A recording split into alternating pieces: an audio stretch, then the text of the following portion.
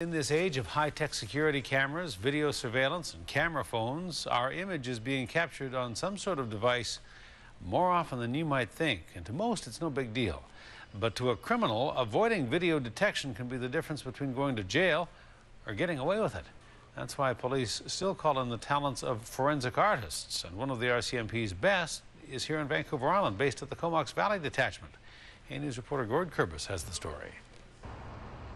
Constable Jill Swan is an officer who wears many hats within the RCMP. She's a plainclothes investigator who also negotiates the release of hostages, investigates arsons, and is currently Vancouver Island's only forensic artist. I sought out the arson investigating side because I liked solving puzzles.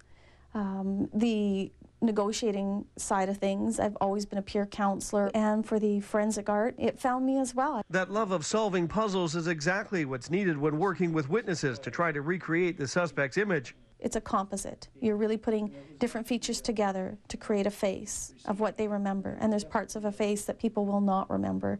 So you've got to put the art into it, or the intuition into it.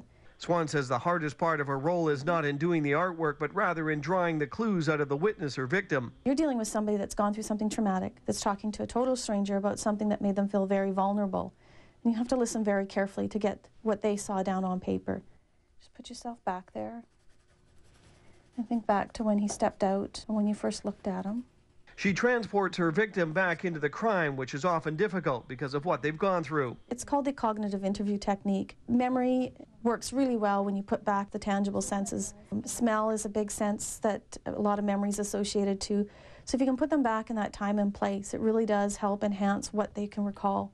Throughout her career, Constable Swan has created nearly 100 sketches, including one of this shifty-looking individual. Yes, this is me.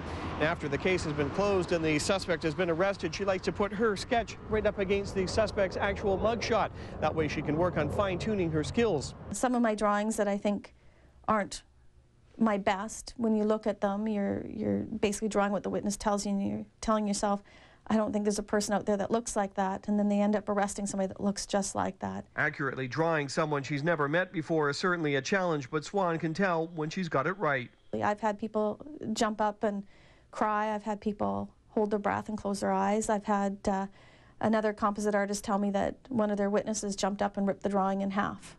It was so emotional for them. She confesses to feeling vulnerable whenever her sketches are released, but knows what she's doing is making a difference. She also says it empowers the victim to be a part of the crime-solving process. In Courtenay, Gord Kurbis, A News.